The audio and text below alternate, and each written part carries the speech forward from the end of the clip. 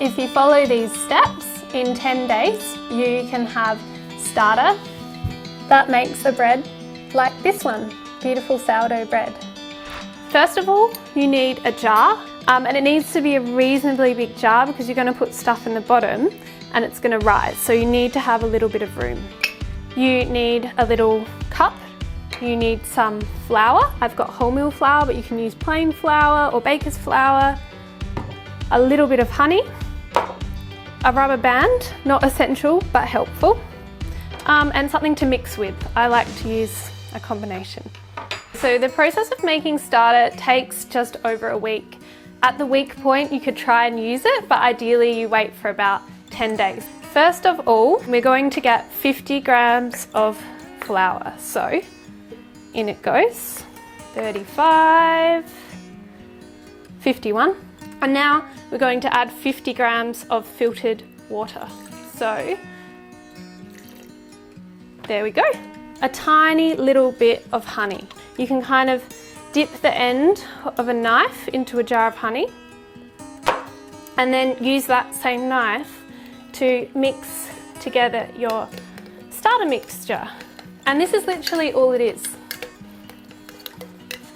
So starter is like yeast. It has yeast in it, but it's the natural form of yeast.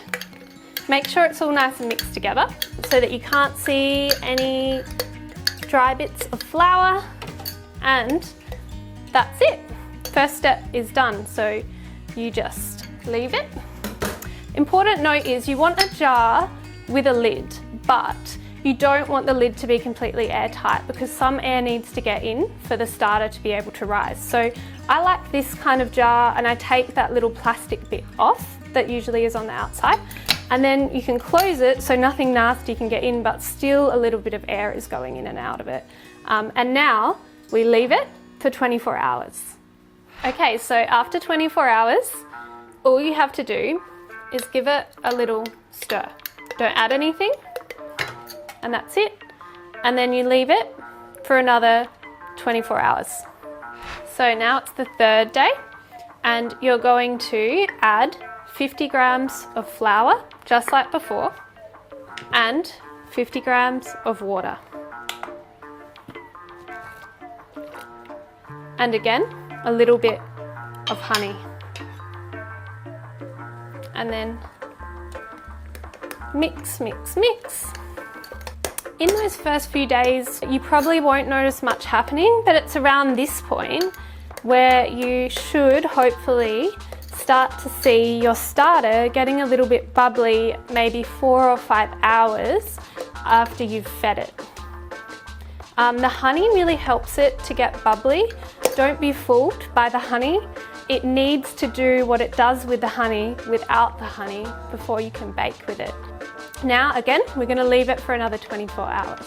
Okay, so on day 4, you can discard a little bit of your starter. So about half of it, and you can keep it if you want. I usually just throw it away.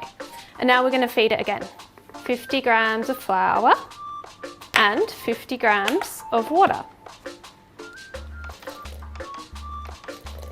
And then we mix.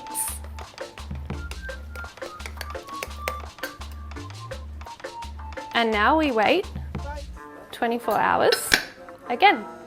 So around the day 4 or 5 mark, you can stop adding the honey. And this is where we start to see how the starter is coming alive by itself, how strong it's getting. And you really need to see the starter rising by itself before you know that you can actually use it to bake bread with. On day 5, again, you can discard some of your starter, about half again, and we're going to feed it again. 50 grams and 50 grams of water.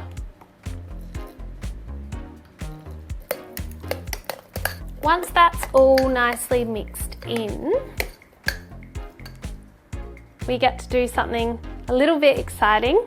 Have this lovely rubber band.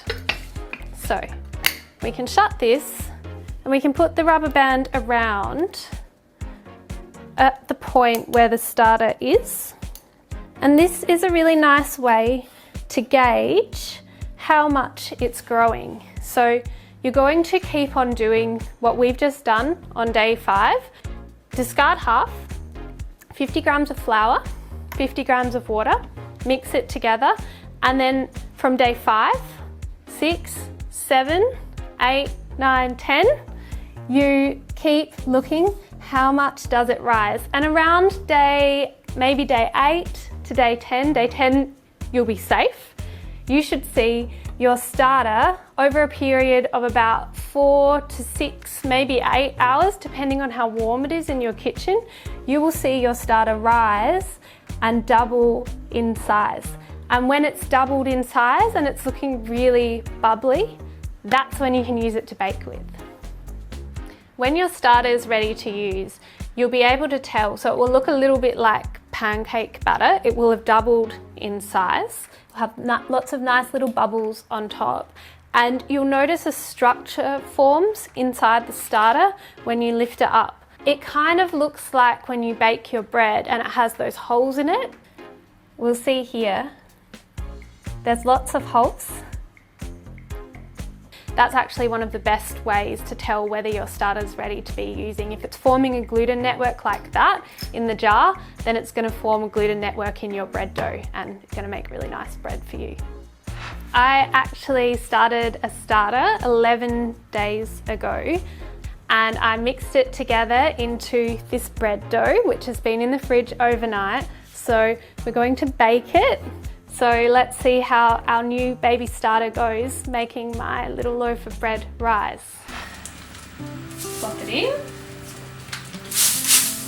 A little spray.